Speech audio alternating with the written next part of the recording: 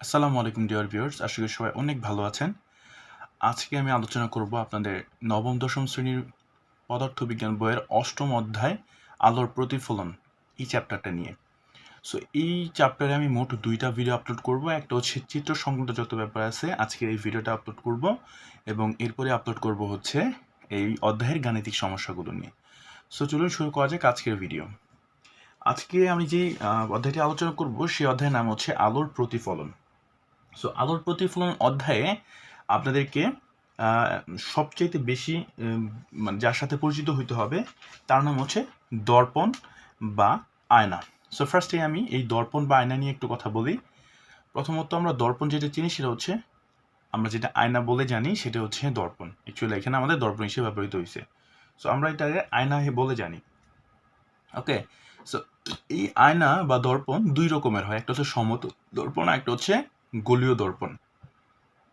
যেই দর্পণটা গোল গোল আকৃতির বা গোলকের একটা অংশ বিশেষ, এটা যদি আমি অঙ্কন করতে পারি একটা গোলক হইতো, এই গোলকের অংশ বিশেষ যেই দর্পণ তাকে বলা হয় হচ্ছে গোলীয় দর্পণ। আর যেটা হচ্ছে সমান বা মসৃণ যেটা বলা হচ্ছে সমতল দর্পণ। তো তল সমান, পুরোটা সমান, গোল না। গোলটা হচ্ছে গোলীয় দর্পণ আর সমানটা হচ্ছে সমতল দর্পণ। এই গোলীয় দর্পণ হয় দুই রকমের, একটা হচ্ছে অবতল দর্পণ আর একটা হচ্ছে উত্তল দর্পণ। এখন উত্তল দর্পণ এবং অবতল দর্পণ চেনার সুন্দর নিয়ম হচ্ছে, আচ্ছা আয়নাটা আসলে কখন হয় সেটা আমরা একটু বুঝে নিই আগে। যে কোনো কাচের বাহিরে যে কোনো কাচের যে কোনো এক পাশে যদি পাড়া লাগানো হয় বা সিলভারিং করা হয়, কি লাগানো হয়, সিলভারিং করা হয় বা পাড়া লাগানো হয়, আপনারা দেখবেন যে যদি কখনো গ্লাস কিনেন বা ওই কী বলে এটা আয়না কিনেন, আয়নার পিছনে দেখবেন এক ধরনের রং লাগানো আছে। আসলে রং না, ওইটা হচ্ছে সিলভারিং করা বলা হয় বা ইলেকট্রোপ্রোটিন বলা হয়, ইলেকট্রোপ্রোটিন করা হয়, যাকে বলা হয় পাড়া লাগানো, বাহিরের দিকে পাড়া লাগানো বা ভিতর দিকে পাড়া লাগানো। যেগুলো এক পাশে পাড়া লাগানো থাকলে অপর পাশ হচ্ছে দর্পণ হিসেবে কাজ করে, তা আলোটা ওই কাজটা ভেদ করে যেতে পারে না, তাকে আবার আলোর কি হয়, সে আগের মাধ্যমে ফিরে আসতে হয়। এই জন্য এটাকে বলা হয় আলোর প্রতিফলন। আলোর প্রতিফলন হচ্ছে কি, যেই মাধ্যমে যে কোনো একটা মাধ্যমে যাইব, ওই মাধ্যমে আবার ফিরে আসবো, তাকে বলা হয় আলোর প্রতিফলন। অর্থাৎ যে কোনো কাচ নলে যদি বা কাচকে তুমি যদি এক পাশে পাড়া লাগাও, যেটাকে বাংলা বলে পাড়া লাগানো, অথবা ইলেকট্রোপ্রোটিন বা সিলভারিং করা, সিলভারিং করলে যেটা তৈরি হয় সেটা হচ্ছে দর্পণ। এখন গোলীয় দর্পণের বাহিরে যদি পাড়া লাগানো থাকে তাকে বলা হয় অবতল দর্পণ। গোলীয় দর্পণের বাহিরে পাড়া লাগানো থাকলে সেটা বলা হয় অবতল দর্পণ, এবং ভিতরে পাড়া লাগানো থাকলে সেটা হচ্ছে উত্তল দর্পণ। আমি জাস্ট এতটুকু বেসিক জানলে এনাফ, আমাদের এত ডিটেইলে না জানলেও চলবে, মোটামুটি যতটুকু ডিটেল বলার আমি বললাম। আর সমতল দর্পণে তুমি এই পাশে পাড়া লাগাও অথবা এই পাশে, যে কোনো এক পাশে পাড়া লাগালে অপর পাশ তোমাকে সমতল দর্পণ হিসেবে ব্যবহৃত হবে। আর অবতল দর্পণে কি মাথায় রাখবা, অবতল দর্পণ হচ্ছে বাহিরে পাড়া লাগানো থাকে, আর উত্তর দর্পণ ভিতরে পাড়া লাগানো থাকে। সো আমরা এখন এটা বিস্তারিত জানবো। এখানে আমি একটি অবতল দর্পণ নিচ্ছি, কেননা এই দর্পণের বাহিরে পাড়া লাগানো আছে। এখন এই দর্পণে আমরা বেশ কয়েকটা জিনিস জানবো, সেটা হচ্ছে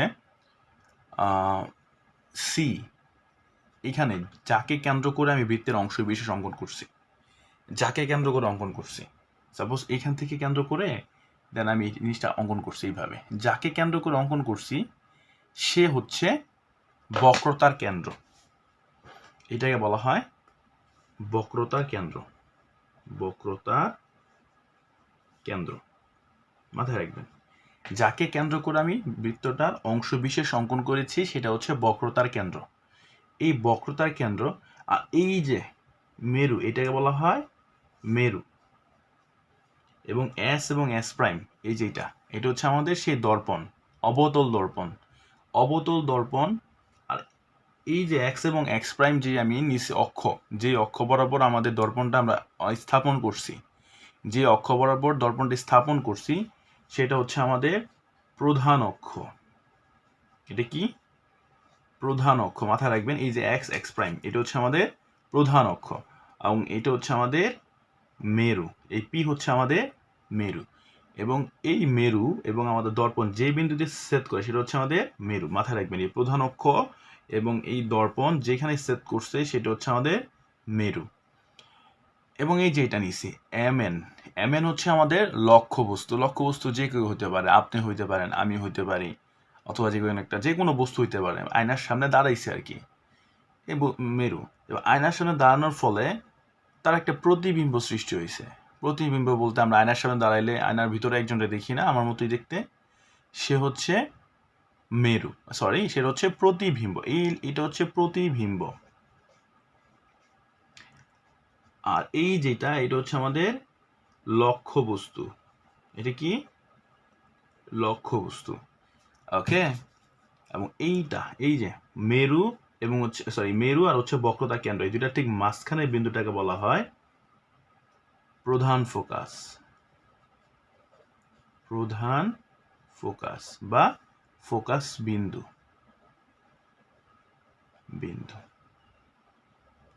এখন এই প্রধান ফোকাস আর হচ্ছে আমাদের ফোকাস বিন্দু, যে কোনো নাম বললেই হবে। আশা করি এই দর্পণের ভিতরে কি কি অংশ আছে সেটা ভালো করে বুঝছেন। আমি আবার বলতেছি, এখানে আমাদের এই যে মূল যে অক্ষটা রয়েছে এক্স প্রাইম বরাবর, এই মূল অক্ষটাকে বলা হয় প্রধান অক্ষ। মূল অক্ষটাকে কি বলা হয়? প্রধান অক্ষ। এবং এই যাকে কেন্দ্র করে আমি বৃত্তের অংশটা অঙ্কন করছি, যাকে কেন্দ্র করে অঙ্কনটা করা হয়েছে, সেটা হচ্ছে বক্রতা কেন্দ্র। বক্রতা কেন্দ্র এবং মেরুর মাঝখানের বিন্দুটাকে বলা, ঠিক মাঝখানের বিন্দু। যদি আমাদের বক্রতা কেন্দ্র এই দূরত্বটা যদি হয় 6 সেন্টিমিটার, তাহলে এই দূরত্বটা হবে 3 সেন্টিমিটার। এই মাঝখানের বিন্দুটাকে বলা হয় ফোকাস বিন্দু অথবা প্রধান ফোকাস। আশা করি বুঝতে পারছেন। এবং আমরা যে বস্তুটা আমাদের দর্পণের সামনে দাঁড়াইব বা দর্পণের সামনে রাখা হইব, সেটা যে কোনো বস্তু হইতে পারে, আমার ফোন হইতে পারে, আমি হইতে পারি, যে কোনো বস্তু, সেটা হচ্ছে লক্ষ্যবস্তু। এবং ওই লক্ষ্যবস্তু দর্পণের সামনে দাঁড়ানোর কারণে বা ওই দর্পণের সামনে রাখার কারণে তার যে একটা প্রতিবিম্ব সৃষ্টি হইল, যে কোনো জায়গায় সৃষ্টি হইতে পারে, সেটা হচ্ছে প্রতিবিম্ব। এখানে এম প্রাইম। সো এখানে আমি প্রত্যেকটা এই চিত্রের প্রতিটা জিনিসকে আগে কি বলা হয় আমি লিখে রাখছি, আপনারা খাতার মধ্যে নোট ডাউন করতে পারেন। এখানে এম এন হচ্ছে আমাদের লক্ষ্যবস্তু, এম প্রাইম হচ্ছে আমাদের প্রতিবিম্ব বা বিম্ব, এস প্রাইম হচ্ছে আমাদের অবতল দর্পণ, এবং এফ, এই যে এফ হচ্ছে আমাদের প্রধান ফোকাস অথবা ফোকাস বিন্দু। তারপর হচ্ছে পি, এই যে এখানে পি ব্যবহৃত হয়েছে, পি হচ্ছে আমাদের মেরু, এই যেখানে লিখে রাখছি, পি হচ্ছে মেরু। এফ থেকে পি, এই যে এফ থেকে পি, এই যে দূরত্বটা না, মাথা রাখবেন, শুধুমাত্র এই বিন্দুটা বলা হয় প্রধান ফোকাস। বাট এই এফ থেকে পি, এই এতটুকু অংশ, এই যে দূরত্বটা এফ থেকে পি, এই দূরত্বটা, এখান থেকে এই দূরত্বটা বলা হয় ফোকাস দূরত্ব, যাকে ছোট এফ দিয়ে প্রকাশ করে। এফ থেকে পি পর্যন্ত দূরত্বকে, শুধুমাত্র এফ বিন্দুকে বলা হয় প্রধান ফোকাস, কিন্তু এফ থেকে পি, এখান থেকে এখানে, অর্থাৎ প্রধান ফোকাস থেকে মেরু পর্যন্ত এই দূরত্বটা বলা হয় ফোকাস দূরত্ব, যাকে ছোট এফ দিয়ে প্রকাশ করে।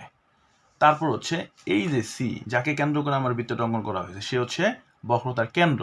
বাট বক্রতার কেন্দ্র থেকে মেরু পর্যন্ত টোটাল দূরত্ব, বক্রতার কেন্দ্র থেকে মেরু পর্যন্ত দূরত্ব, অর্থাৎ সি থেকে পি পর্যন্ত দূরত্ব, বক্রতার কেন্দ্র থেকে মেরু পর্যন্ত দূরত্ব বলা হয় বক্রতার ব্যাসার্ধ, যাকে আর দিয়ে প্রকাশ করে। আর অলরেডি আমরা জানি এক্স এবং এক্স প্রাইম, এই অক্ষটাকে বলা হয় প্রধান অক্ষ।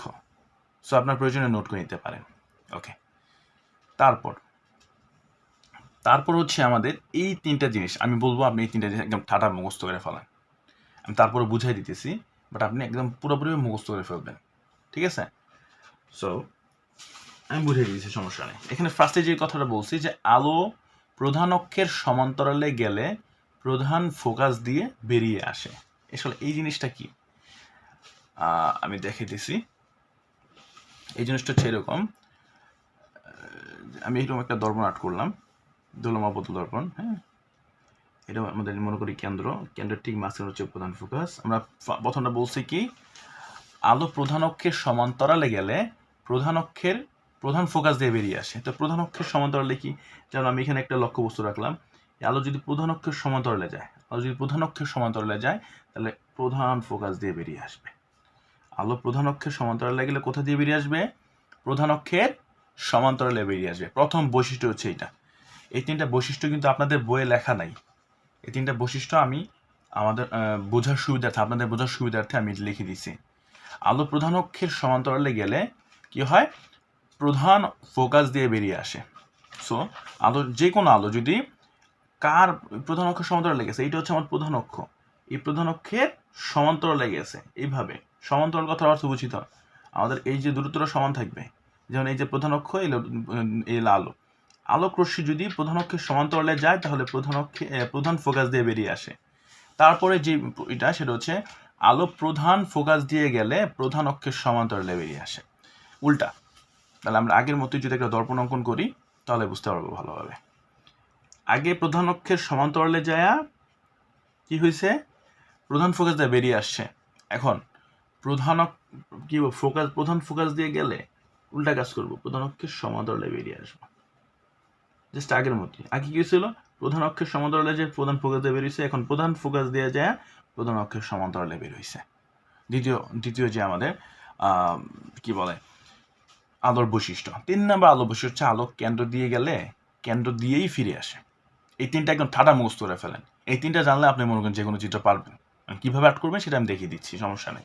তারপর 3 নম্বর কোশ্চেনটা তাহলে কি, যে আলো যদি কেন্দ্র দিয়ে যায়, সাপোজ এরকম একটা দর্পণ, এটা হচ্ছে কেন্দ্র, এটা হচ্ছে আমাদের প্রধান ফোকাস, এইখানে একটা বস্তু আছে,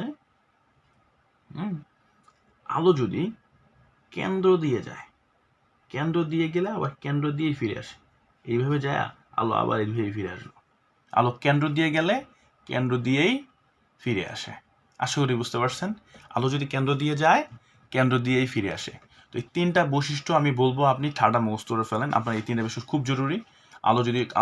আলোক রশ্মি যদি কি হয়, প্রধান অক্ষের সমান্তরালে যায় তাহলে প্রধান ফোকাস দিয়ে বেরিয়ে আসে। আলোক রশ্মি যদি প্রধান অক্ষের সমান্তরালে যায়, প্রধান ফোকাস দিয়ে যায় তাহলে প্রধান অক্ষের সমান্তরালে ফিরে আসে। আলোক রশ্মি যদি কেন্দ্র দিয়ে যায় তাহলে কেন্দ্র দিয়েই ফিরে আসে। এই তিনটা বৈশিষ্ট্য আমাদের জানতে হবে আমাদের চিত্রগুলো অঙ্কন করার জন্য। সো আমরা চিত্রগুলো দেখি। বন্ধুরা, আমরা এখানে একটা অবতল দর্পণ নিয়েছি।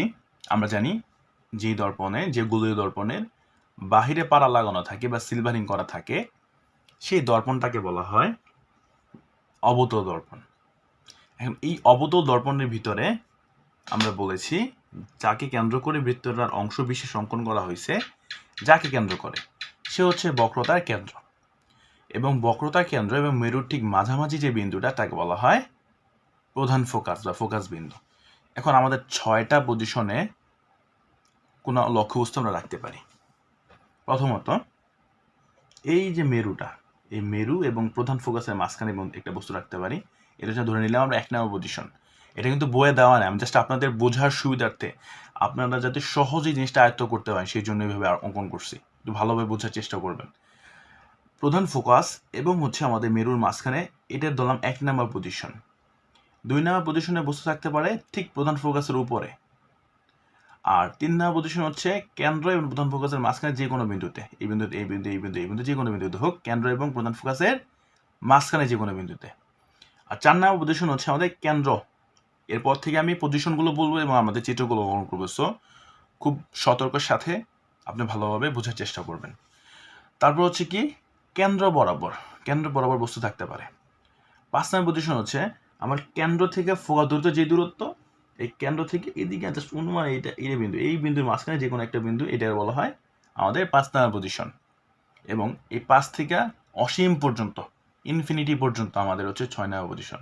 এই 6টা পজিশনে কোনো লক্ষ্যবস্তু রাখার পর আমরা চিত্র অঙ্কন করব। ওকে, এখানে আমাদের একটা জাস্ট মাথায় রাখবেন, অবতল দর্পণের ক্ষেত্রে শুধুমাত্র একটার ক্ষেত্রে আমাদের অবাস্তব প্রতিবিম্ব হয়।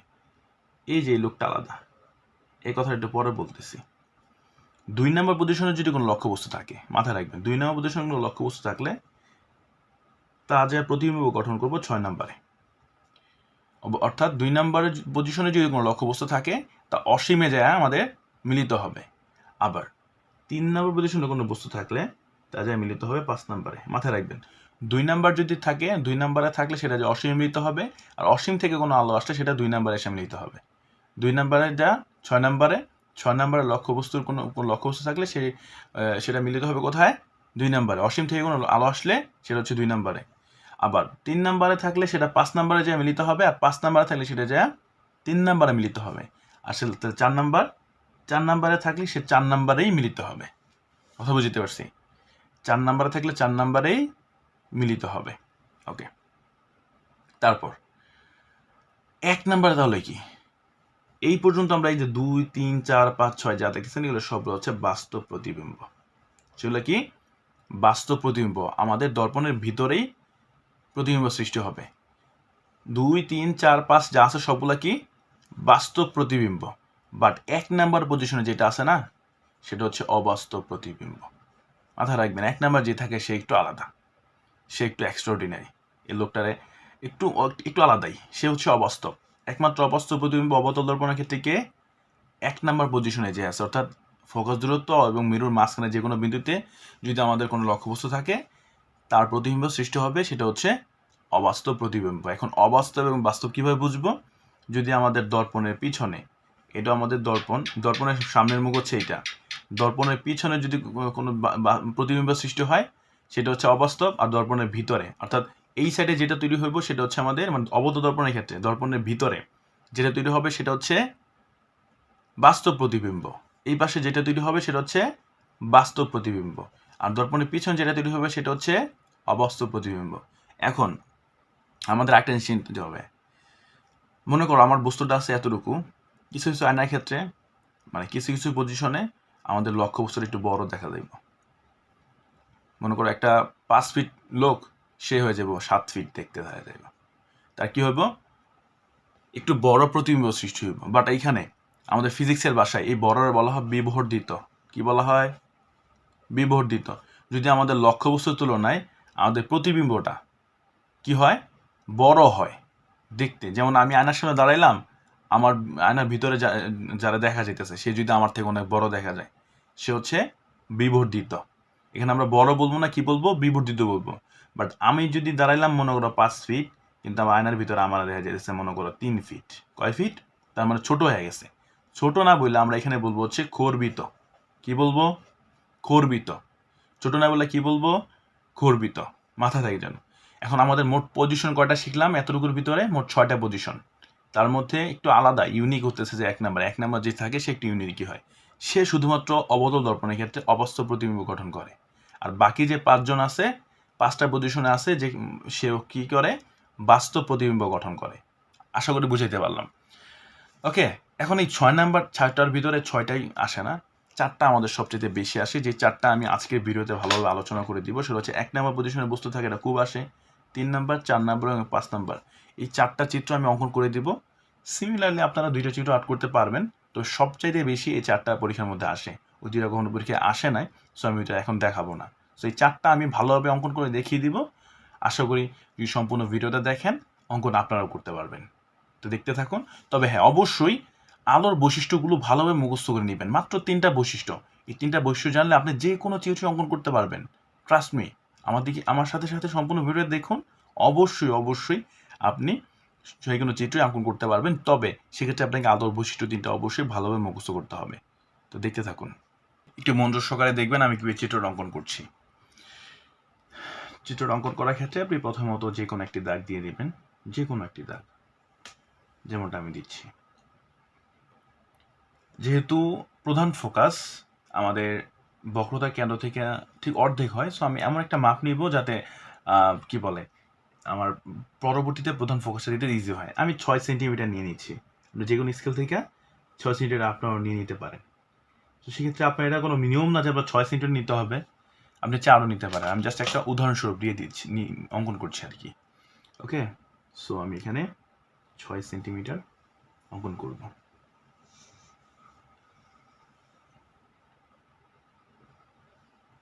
মাথায় রাখবেন এখানে আমি 6 সেন্টিমিটার অঙ্কন করছি। হ্যাঁ, সরি, এখানে মাপটা যেন কত হয়েছিল, এইখান থেকে। ওকে, যে কেন্দ্র থেকে আমি অঙ্কন করব সেই কেন্দ্র হচ্ছে আমাদের সি বা বক্রতার কেন্দ্র। তারপর যেহেতু 6 সেন্টিমিটার নিচ্ছি, 6 সেন্টিমিটারের ঠিক অর্ধেক করলে আমাদের হবে হচ্ছে 3 সেন্টিমিটার। এই 3 সেন্টিমিটার হচ্ছে আমাদের কি প্রধান ফোকাস। বুঝতে পারছেন? ঠিক 3 সেন্টিমিটার হচ্ছে আমাদের প্রধান ফোকাস। অবশ্যই যেহেতু অবতল দর্পণ অঙ্কন করছি, তো অবতল দর্পণে বাহিরে পাড়া লাগানো থাকে। আমি আবারও বলছি, অবতল দর্পণের বাহিরে পাড়া লাগানো থাকে। এটার নাম দিলাম এস এবং এস প্রাইম। এটা দিলাম হচ্ছে আমাদের পি, যাকে মেরু বলা হয়। এই অক্ষটাকে বলা হয় প্রধান অক্ষ। এটাকে কি বলা হয়? প্রধান অক্ষ। যেটার নাম দিলাম এক্স এবং হচ্ছে এক্স প্রাইম। যে অক্ষর আমরা চিন্তা করলাম সেটা হচ্ছে প্রধান অক্ষ, যাকে কেন্দ্র করে আমরা বৃত্তায়ের অংশ অঙ্কন করলাম সেটা হচ্ছে বক্রতার কেন্দ্র, এবং বক্রতার কেন্দ্র এবং মেরুর ঠিক মাঝখানের বিন্দু সেটা হচ্ছে আমাদের প্রধান ফোকাস। এবং এটা হচ্ছে আমাদের অবতল দর্পণ, বাহিরে পাড়া লাগানো, তার মানে হচ্ছে অবতল দর্পণ। আমাদের পরীক্ষায় মেনলি অবতল দর্পণটাই আসে। সো অবতল দর্পণে যত রকম চিত্র আসতে পারে আমি দেখিয়ে দিচ্ছি। ওকে, তারপর আমরা এখন একটা লক্ষ্য বস্তু নিব। আমরা বলছিলাম না মোট 6টা পজিশনে থাকতে পারে। সো আমরা এখন 1 নাম্বার পজিশনে একটা যে কোনো একটা লক্ষ্য বস্তু দিব। ধরে নিলাম, মনে করেন যে এইরকম আকৃতির একটা লক্ষ্য বস্তু এখানে আছে। আলোর বৈশিষ্ট্য 3টা মনে আছে? মনে করেন আলো যদি সমান্তরালে যায়, কার সমান্তরালে যায়? আলো যদি প্রধান অক্ষের সমান্তরালে যায়, এটা হচ্ছে আমার প্রধান অক্ষ, তার সমান্তরালে আলো যায়, তাহলে কোথা দিয়ে যেন বেরিয়ে যায়? প্রধান ফোকাস দিয়ে বেরিয়ে যায়। এই তো প্রধান ফোকাস দিয়ে বেরিয়ে গেছে। আলো প্রধান অক্ষের সমান্তরালে গেলে প্রধান ফোকাস দিয়ে বেরিয়ে যায়। এবং আলো যদি কেন্দ্র দিয়ে যায়, তাহলে কেন্দ্র দিয়ে গেছে আর কেন্দ্র দিয়ে বেরিয়ে আসছে, কেন্দ্র দিয়ে গেলে কেন্দ্র দিয়ে বেরিয়ে গেছে। আচ্ছা, আপনারা একটু বলেন দেখি, এই যে আলো দুইটা, এই দুইটা কি আদৌ এদিকে কখনো মিলা সম্ভব? এই আলো দুইটা কি এদিকে কখনো মিলবে? যত যাবে এদের দূরত্ব বাড়তেই থাকবে। বাট যদি আমরা আলো দুটো পিছনের দিকে বর্ধিত করি, তাহলে মেলার সম্ভাবনা আছে। বুঝতে পারলাম? আলো যদি এদিকে যায়, কখনো কি মিলবে? কখনোই মিলবে না। যত যাবে তত দূরত্ব বাড়তেই থাকবে। তাহলে আমাদের কি করতে হবে? এই দর্পণের পিছনের দিকে এটা জোর করে মিলিয়ে দিতে হবে।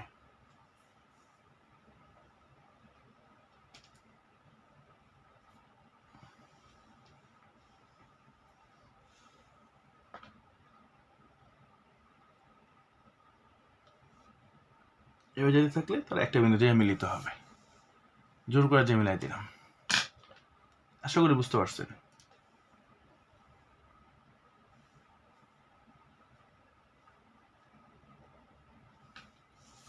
আমি বলছিলাম যে 1 নাম্বার পজিশনে যে পজিশনটা হচ্ছে কি বল, খুব ইন্টারেস্টিং। সেই শুধুমাত্র অবাস্তব প্রতিবিম্ব গঠন করে। দেখছেন, দর্পণের বাহিরে যায় প্রতিবিম্ব গঠন করছে, তাই কি এটা একটা অবাস্তব প্রতিবিম্ব। আমরা বলছি না দর্পণের এই পাশে যেটা তৈরি হবে সেটা কি? অবাস্তব প্রতিবিম্ব। আচ্ছা সরি, অবাস্তব প্রতিবিম্ব। আচ্ছা আপনারাই বলেন তো দেখি, এটা ছিল আমার লক্ষ্য বস্তু। এতটুকু একটা লক্ষ্য বস্তু কত লম্বা হয়ে গেছে না এখন দেখতে? ছিল এতটুকু, হয়ে গেছে এতটুকু, বড় হয়েছে না? আর আমার বলছিলাম ফিজিক্সের সেটা বড় হলে এটা কি বলা হয়? বিবর্ধিত। বানানগুলো ভুল লিখছি কেন? বিবর্ধিত, তাই না? আরেকটা জিনিস লক্ষ্য করেন, এখানে আরেকটা কাজ হয়েছে। আমার যে এই যে দর্পণ থেকে আমার এই বস্তুটার দূরত্ব কতটুকু ছিল? অল্প একটু দূরত্ব না? আর এখন এই মেরু থেকে এটা দূরত্ব বাইরে গেছে না? দূরত্বের পরিবর্তন হয়েছে কিনা বলেন তো দেখি। দূরত্ব ছিল এতটুকু, এখন দূরত্ব বেড়ে গেছে না? এই জন্য আমাকে আরেকটা জিনিস বলতে হবে, সেটা হচ্ছে দূরত্বের পরিবর্তন হয়েছে। কি হয়েছে?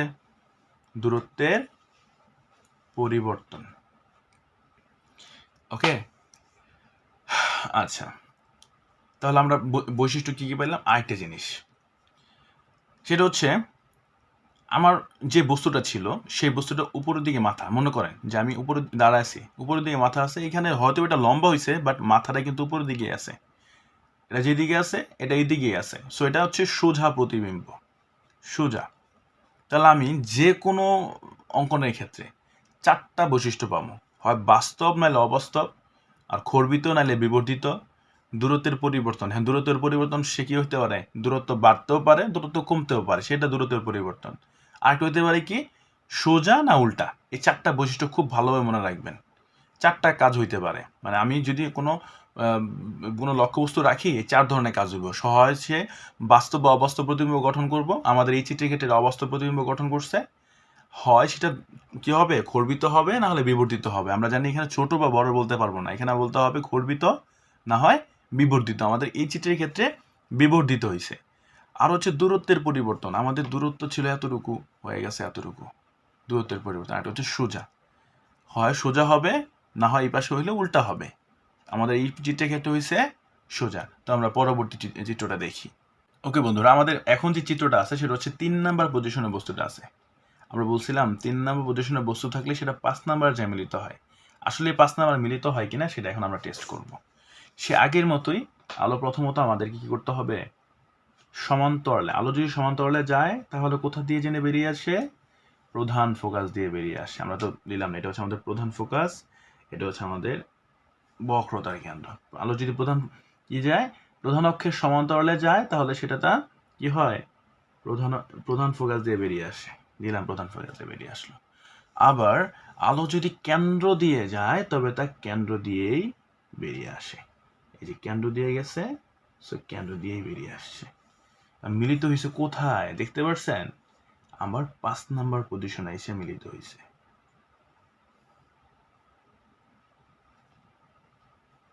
দেখেন মিলিত হয়েছে কোথায়, আলো কি হয়েছে প্রথমত সমান্তরালে যায় প্রধান ফোকাস দিয়ে বেরিয়ে আসছে, কেন্দ্র দিয়ে যায় আবার কেন্দ্র দিয়েই ফিরে আসছে। এখন দেখেন এই যে আমার কেন্দ্র থেকে যে অনুমানে যে এটা যদি আমার কেন্দ্র সমান দূরত্ব, তাহলে দেখেন 3 নাম্বারে ছিল, মিলিত হয়েছে কোথায়, 5 নাম্বারে। 3 নাম্বার থেকে মিলিত হয়েছে কোথায়, 5 নাম্বারে। বুঝতে পারছি? ওকে, আলোর বৈশিষ্ট্য যদি ঠিকমতো মনে রাখেন তাহলে কিন্তু যে কোনো চিত্র অঙ্কন করতে পারবেন। আমরা বলছিলাম 3 নাম্বার থাকলে সেটা 5 নাম্বারে এসে মিলিত হবে, হয়েছে না? আর 5 নাম্বার থাকলে সেটা 3 নাম্বারে এসে মিলিত হবে, দেখবেন আমরা করবো একটু পরেই। আচ্ছা, এখন এখানে আবার সেই 4টা কাজ হয়েছে। কি কি হয়েছে দেখি। প্রথমত আমাদের বস্তুটা এই পাশে ছিল, প্রতিবিম্ব আমার এই পাশেই তৈরি হয়েছে, সো এটা হচ্ছে বাস্তব প্রতিবিম্ব। সেটা কি, বাস্তব প্রতিবিম্ব 1 নাম্বার। 2 নাম্বার আমাদের কি ছিল, এটা কি দেখেন, এটা মোটামুটি এতটুকু, এটা একটু বড় হয়েছে আগের থেকে, অল্প একটু বিবর্ধিত হয়েছে। একটু বড় মানে কি, বিবর্ধিত হওয়া, তার মানে আমি বলতে পারি বিবর্ধিত, বাট কি অল্প বিবর্ধিত, অল্প বিবর্ধিত।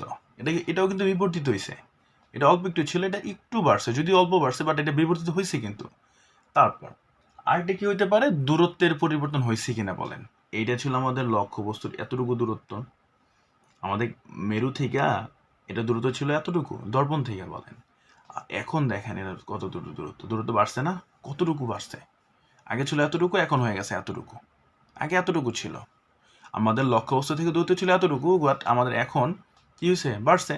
ওকে, তারপর তাহলে আমরা কি বলতে পারি, যে দূরত্বের পরিবর্তন বলতে দূরত্ব বাড়ছে আর কি, দূরত্বের পরিবর্তন। এন্ড নাম্বার 4, সোজা না উল্টা, আপনারা খেয়াল করেন, এটা মাথা ছিল এদিকে, এখন নিচের দিকে এসে অবস্থায় মাথা হয়ে গেছে উল্টা। এখন এই পজিশনে যদি কোনো অবতল দর্পণের সামনে এই পজিশনে কোনো বস্তু দাঁড়ায় তাহলে তার প্রতিবিম্ব সে দেখতে পাবে উল্টা। তার মাথা যদি উপরে থাকে তার মাথা চলে আসবে নিচে, বুঝতে পারছেন? তাহলে এই পজিশনে কোনো বস্তু থাকলে সেটা কি হবে, উল্টো। আসলে বুঝতে পারছেন, বাস্তব, বিবর্ধিত, দূরত্বের পরিবর্তন এবং উল্টো। তাহলে আমরা নেক্সট চিত্রটা দেখি। নেক্সট চিত্র হচ্ছে আমাদের, এটা হচ্ছে আমাদের কেন্দ্র, এটা হচ্ছে আমাদের প্রধান ফোকাস। আমরা বলছিলাম এটা হচ্ছে আমার 4 নাম্বার পজিশন। কয় নাম্বার পজিশন এটা হচ্ছে আমাদের 4 নাম্বার পজিশন। 4 নাম্বার পজিশনে কোনো বস্তু থাকলে সে 4 নাম্বারে এসে মিলিত হয়। দেখি কতটা সত্য। ওকে, আমরা জাস্ট আগের মতোই কি হবে, সমান্তরালে যাবে, সমান্তরালে গেলে তা প্রধান ফোকাস দিয়ে বেরিয়ে আসবে।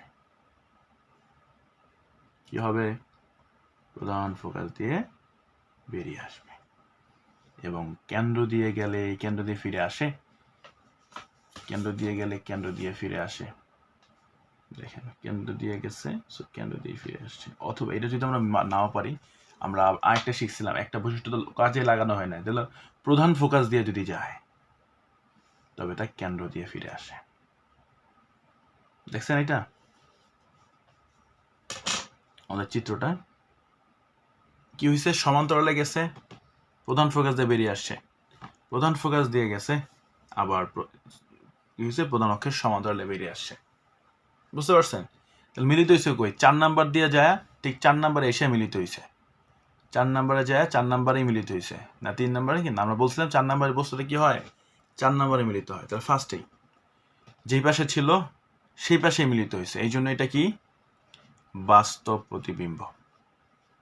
আবার আরেকটা জিনিস লক্ষ্য করবে, সেটা হচ্ছে বিবর্তিত হয়েছে না হয়েছে। এটা এই 4 নম্বর পজিশনের ক্ষেত্রে না বিবর্তিত হয়েছে না খর্বিত হয়েছে। ঠিক যতটুকু বস্তু ঠিক ততটুকু বস্তুই থাকবে। 4 নম্বর পজিশনে কি হবে, যতটুকু বস্তু ঠিক ততটুকুই থাকবে। সো 4 নম্বর পজিশন আমরা বলবো হচ্ছে সমান প্রতিবিম্ব, না বিবর্তিত হয়েছে না খর্বিত হয়েছে, সমান প্রতিবিম্ব।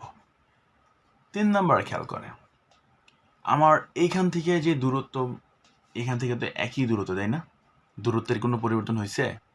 দূরত্বের কোনো পরিবর্তন হয় না। 4 নম্বর পজিশনে দূরত্বের কোনো, আমরা লিখব দূরত্বের পরিবর্তন হয়নি। নাম্বার 4, সমান, সোজা না উল্টা? অবভিয়াসলি উল্টা। সমান বাট উল্টা। দেখেন কি হয়েছে, ওই দিকে মাথা ছিল, এখন এটা কি হয়ে গেছে, নিচের দিকে মাথা হয়ে গেছে, হয়ে গেছে না নিচের দিকে? তাহলে উল্টো প্রতিবিম্ব। এটা কি উল্টো প্রতিবিম্ব? আশা করি বুঝতে পারছেন। তো আমরা নেক্সট চিঠির দিকে যাই। 5 নম্বর চিঠিটি লক্ষ্য করেন, এটা হচ্ছে আমাদের কেন্দ্র, এটা হচ্ছে আমাদের প্রধান ফোকাস। মনে আছে, এটা হচ্ছে আমাদের 1 নম্বর পজিশন, এটা হচ্ছে 2 নম্বর, এটা 3 নম্বর, এটা 4, তাহলে এটা হচ্ছে আমাদের 5 নম্বর। 5 নম্বর পজিশনে থাকলে 3 নম্বর এসে মিলিত হওয়ার কথা, আমরা দেখি এটা হয় কিনা। সে আগের মতোই প্রধান অক্ষের সমান্তরালে গেলে তবে তা কোথা দিয়ে বেরিয়ে আসে, প্রধান ফোকাস দিয়ে বেরিয়ে আসে। সো প্রধান ফোকাস দিয়ে বেরিয়ে আসলো। এবং যদি কেন্দ্র দিয়ে যায়, কেন্দ্র দিয়ে গেলে তবে তা কেন্দ্র দিয়েই আবার ফিরে আসে, কেন্দ্র দিয়ে যায় আবার কেন্দ্র দিয়ে ফিরে আসছে। প্রধান অক্ষের সমান্তরালে গেছে, প্রধান ফোকাস দিয়ে বেরিয়ে আসছে, কেন্দ্র দিয়ে যায় আবার কেন্দ্র দিয়ে ফিরে গেছে। মিলিত হয়েছে কোথায়? এই তো এইখানে এসে মিলিত হয়েছে। এখন আপনারাই বলেন, 5 নাম্বার ছিল, কোথায় এসে মিলিত হয়েছে? 3 নাম্বারে। তো আমাদের শর্ত অনুযায়ী হয়েছে কিনা? আমরা বলছিলাম যে 2 নাম্বার বস্তু থাকলে সেটা 6 নাম্বার মিলিত হবে, অর্থাৎ অসীমে যায় মিলিত হবে, অর্থাৎ অসীম থেকে কোনো 2 নাম্বার মিলিত হবে। আবার 3 নাম্বার থাকলে 5 নাম্বারে, 5 নাম্বার থাকলে 3 নাম্বারে, আর 4 নাম্বার থাকলে 4 নাম্বারেই। তো আমরা প্রত্যেকটা প্রমাণ করে দেখাইলাম। ওকে, তাহলে আমাদের এখানে বৈশিষ্ট্যগুলো কি হইতে হবে? ফার্স্ট যে বৈশিষ্ট্য, সেটা এই পাশে বস্তু ছিল আর এই পাশেই তৈরি হয়েছে, সেটা হচ্ছে বাস্তব প্রতিবিম্ব। যদি বাস্তব প্রতিবিম্ব। 2 নাম্বার কন্ডিশনটা কি? 2 নাম্বারে দেখতে হবে খর্বিত না বিবর্তিত। আপনারাই বলেন, এই বস্তুটা যতটুকু তার থেকে এটা একটু ছোট না? একটু ছোট। আর ছোট হইলে এটা আমরা কি বলি? খর্বিত। আমার বস্তু যতটুকু, প্রতিবিম্ব তার থেকে ছোট। বস্তু যতটুকু, প্রতিবিম্ব তার থেকে ছোট, তাই এটা হচ্ছে খর্বিত। এরপর খেয়াল করেন, আমার এই লক্ষ্য বস্তু থেকে দূরত্ব হচ্ছে এতটুকু, বাট প্রতিবিম্ব থেকে দূরত্ব হচ্ছে এতটুকু। প্রতিবিম্ব থেকে দূরত্ব কম না? লক্ষ্যবস্তু দূরত্ব এতটুকু আর প্রতিবিম্ব থেকে দূরত্ব হচ্ছে এতটুকু, তার মানে দূরত্ব হ্রাস ঘটছে। এটাও দূরত্বের পরিবর্তন। আপনারা বলতে পারেন দূরত্বের পরিবর্তন অথবা দূরত্ব হ্রাস ঘটছে, আপনারা যাইবে বলেন। আমি বললাম দূরত্বের পরিবর্তন ঘটেছে, অথবা আপনারা বলতে পারেন দূরত্ব হ্রাস ঘটেছে। নাম্বার 4, সোজা না উল্টা? এখন আপনারাই বলেন, সোজা না উল্টা?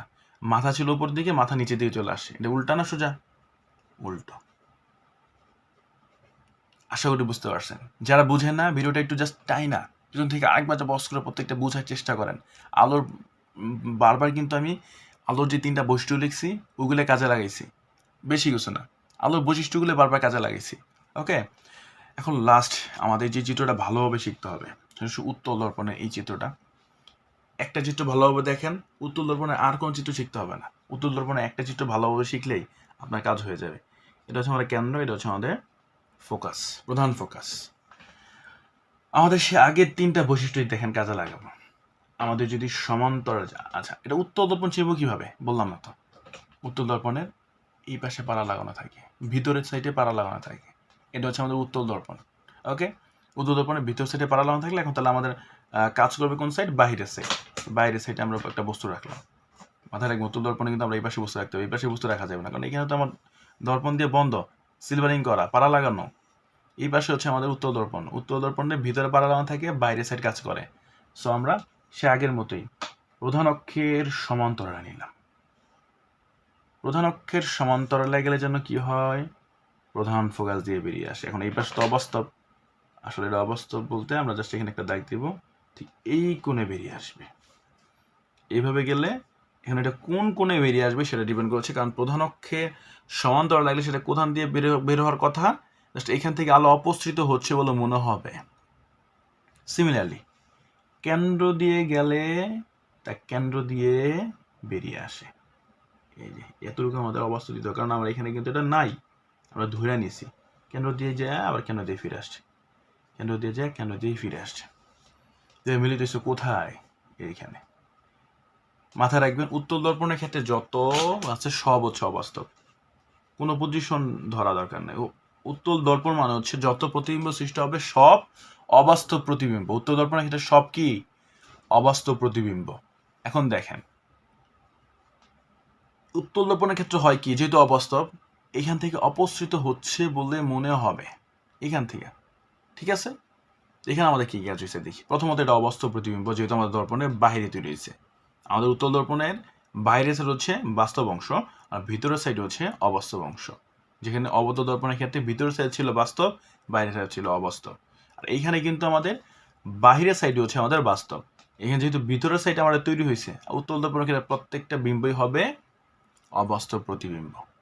ওকে, তারপর আসলে এই চিত্রের ক্ষেত্রে আমাদের এটা কি হয়েছে, বিবর্তিত না খর্বিত? আর মূল বস্তু ছিল এতটুকু আর প্রতিবিম্ব হয়েছে এতটুকু, তাহলে এটা হচ্ছে অবশ্যই খর্বিত, ছোট হয়েছে। তাকে দূরত্বের পরিবর্তন হয়েছে কিনা আপনারা নিজেই বলেন। এই এতটুকু আর এতটুকু কি সমান? অবভিয়াসলি দূরত্বের পরিবর্তন ঘটছে, দূরত্বের পরিবর্তন ঘটছে, ঘটছে কিনা? লাস্ট হচ্ছে উল্টা না সোজা? এটা একটা সোজা। দেখেন আপনারাই বলেন এটা সোজা না উল্টা।